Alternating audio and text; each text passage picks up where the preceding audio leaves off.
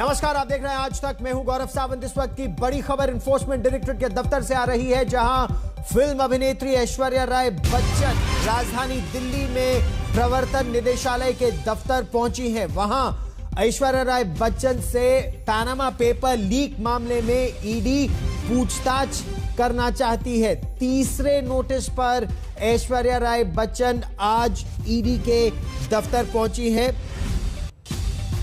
ये इस वक्त की बड़ी खबर। 2016 में पैनामा पेपर्स उजागर हुए थे। ग्लोबल टैक्स लीक का यह मामला है। देश विदेश में पड़ताल इसमें चल भी रही है। ईडी 2016 से ही इस मामले की जांच कर रहा है। 2016 के बाद नोटिस भेजा गया था ऐश्वर्या राय बच्चन को कि वो इस मामले में जांच का सहयोग दे। और आरोप जो इस समय लग रहा है वो कई लोगों पर देश भर में है।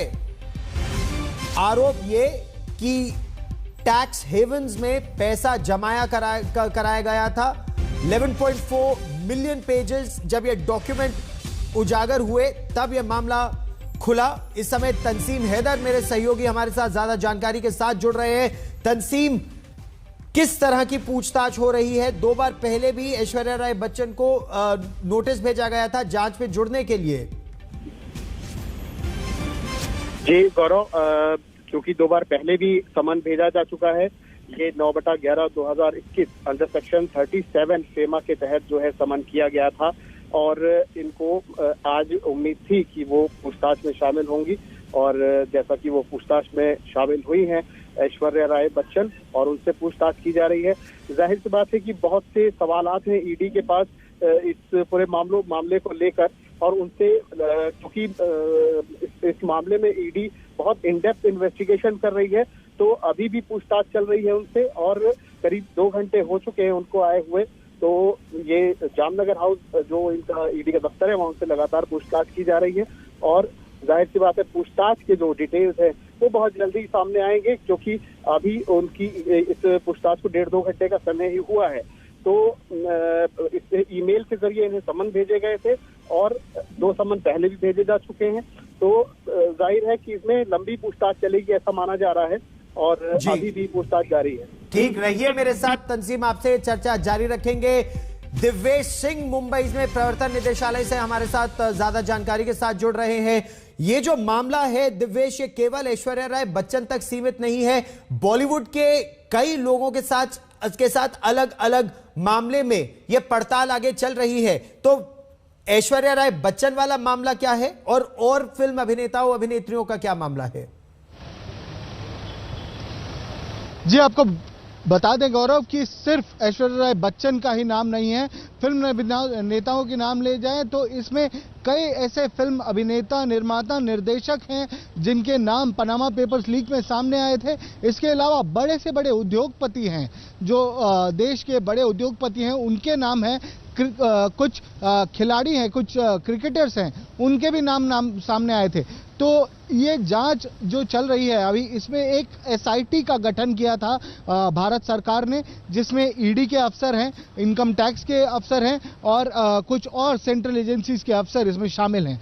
और इसमें जो जांच अभी फिलहाल चल रही है, जो प्राइमरी जांच है, वो फेमा के तहत चल रही है। जो फेमा एक्ट है, फॉरेन एक्सचेंज मैनिपुलेशन एक्ट, इसके तहत चल रही है। और इसी एक्ट के तहत जो भारत में कमाया हुआ पैसा अगर आप बाहर निवेश करते हैं, देश के बाहर उसे कहीं पर निवेश कर रहे हैं, तो उसके लिए बहुत से परमिट लेने पड़ते हैं। आपको बहुत सारे रूल्स को फॉलो करना पड़ता है, बहुत सारे परमिशन लेने पड़ते हैं। तो क्या उस तरीके के परमिशन ऐश्वर्या राय बच्चन ने ली थी या नहीं, इसकी जांच होगी। इसके अलावा जो इनकम टैक्स की टीम है वो इस बात की जांच करेगी ब्लैक मनी एक्ट के तहत कि क्या जो पैसा निवेश किया गया वो पैसा किस तरीके का पैसा था, क्या वो ब्लैक मनी था, क्या वो टैक्स बचाकर या टैक्स नहीं भरकर वहां पर लगाया हुआ पैसा तो नहीं है जिसको यहाँ पर भारत देश में टैक्स में पे करना था, पर किसी वजह से वहां पर छुपाकर टैक्स हेवन जैसे कि ब्रिटिश वर्जिन आइलैंड में एमिक पार्टनर्स नामक एक कंपनी 2005 में बनी, जिसमें ऐश्वर्या राय बच्चन, उनके पिता, उनके भाई डायरेक्टर्स थे। उसके बाद ऐश्वर्या राय बच्चन उस कंपनी में शेयर होल्डर बनी और उसके बाद कुछ सालों बाद उस कंपनी को बंद भी कर दिया गया।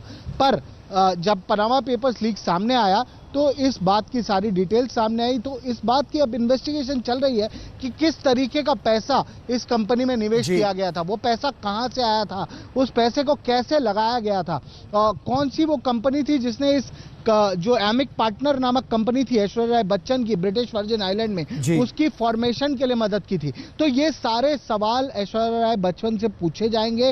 हो सकता है उन्हें फिर से बुलाया जाए, आज पूछताछ पूरी ना हो, पर आज बहुत ही अहम दिन है, आज पहली बार वो शामिल हुई हैं इन्वेस्टिगेशन में, तो उन्हें सारे सवाल जो एसआईटी के अफसरों ने तैयार किए हैं उनके जवाब उन्हें देने होंगे।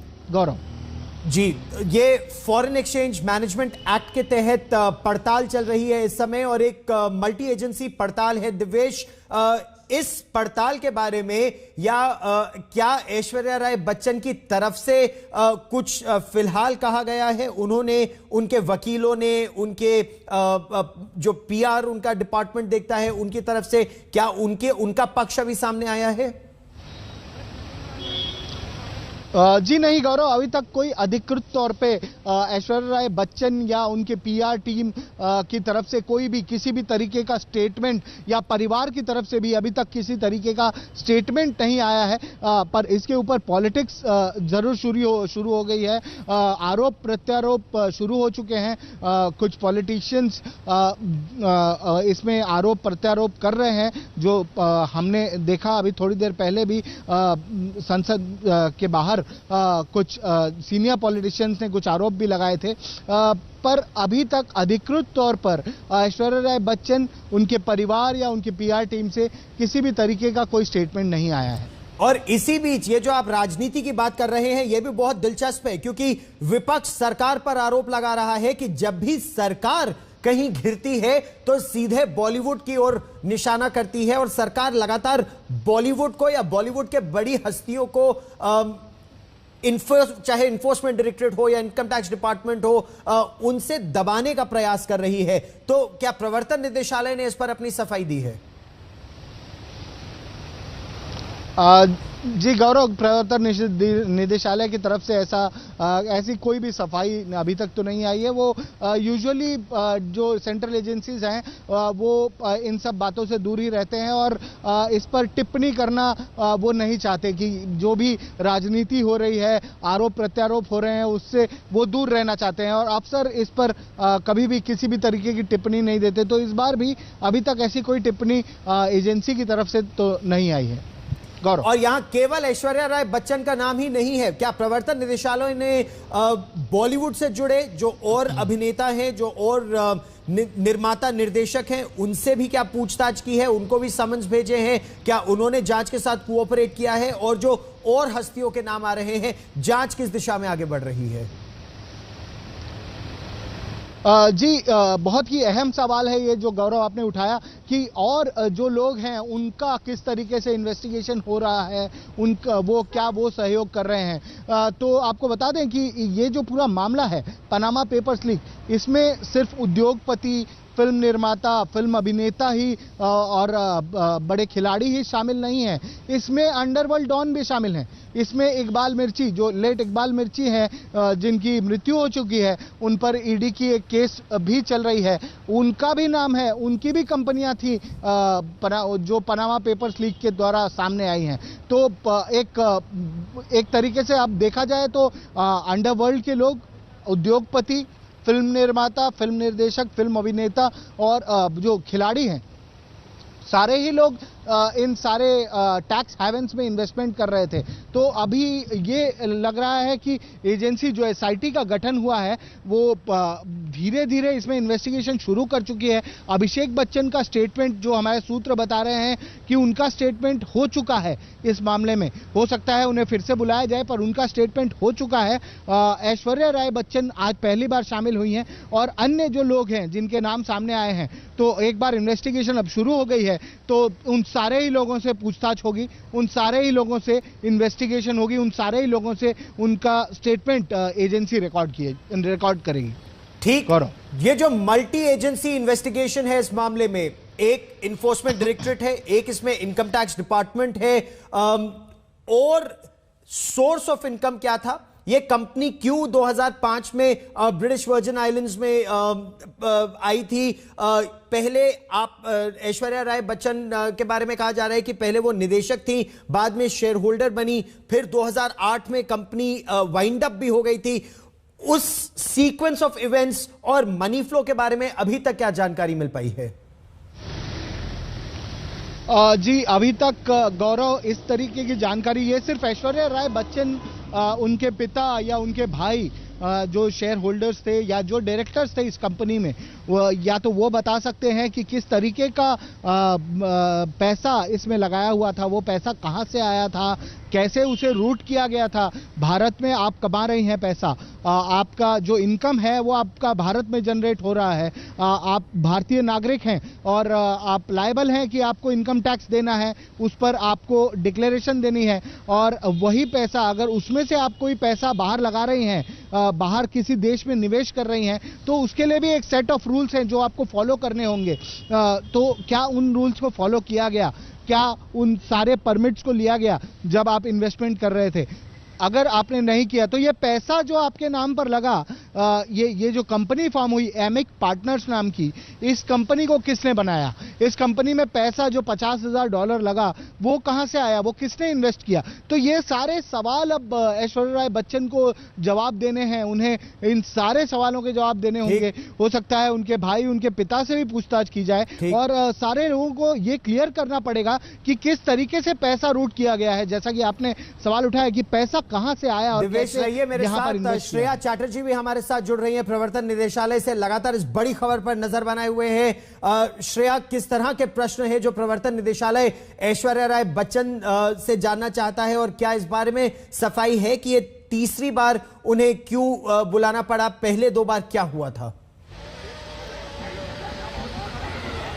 देखिए, पहले 2 बार जब ऐश्वर्या राय बच्चन को एनफोर्समेंट डायरेक्ट के तहत नोटिस मिला तो वो यहाँ पे आई नहीं है, और इस बार जब वो अपीयर कर रही है, सवालात जो ईडी करेंगे वो 2005 में जो एमिक पार्टनर्स नाम की कंपनी के तहत उनका एक फ्लोट किया गया था $50,000 की कैपिटल के साथ, जहां पे पहले उनको डायरेक्टर के तौर पे दिखाया गया था अपने परिवार के साथ, और उसके बाद उनकी नाम को शेयर होल्डर्स में क्यों बदला गया और बड़ी कॉन्फिडेंशियलिटी मेंटेन करते हुए 2008 में ये कंपनी बंद हो गई। तो ये तमाम जो सवाल है ये कहीं ना कहीं आज ऐश्वर्या बच्चन को फेस करना पड़ेगा, और ईडी का अगर हम थोड़ा क्लैरिटी दे तो वो फेमा के तहत इन्वेस्टिगेशन कर रही हैं, तो वो जो रूट कैसे पैसा बाहर कंट्री से ट्रांसफर हुआ, क्या वो जो नॉर्म्स है तमाम वो फॉलो किए गए हैं, क्योंकि फॉरेन ट्रांसफर के तहत देयर आर कुछ रूल्स है जिसको फॉलो करना बहुत ही जरूरी है। तो इसको लेके हमारे पास जो खबर है ये भी कि एनफोर्समेंट डायरेक्टर के पास कहीं ना कहीं कुछ दस्तावेज भी है जिसमें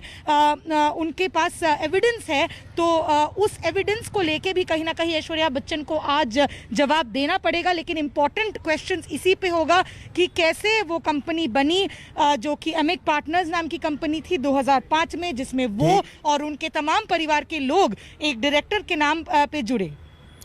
इस बड़ी खबर पर नजर बनाए रखिए, मैं ताजा जानकारी के लिए फिर आपके पास लौटूंगा। फिलहाल श्रेया और दिवेश जानकारी के लिए धन्यवाद। एक छोटा सा ब्रेक लेंगे हम यहाँ। पिछली 2 बार ऐश्वर्या राय बच्चन ने और समय मांगा था और इस बार जब उन्हें बुलाया गया तो वो जांच में शामिल हुई हैं। अब इन प्रश्नों के क्या उत्तर आते हैं, हमारे रिपोर्टर्स ये खबर लेकर आएंगे।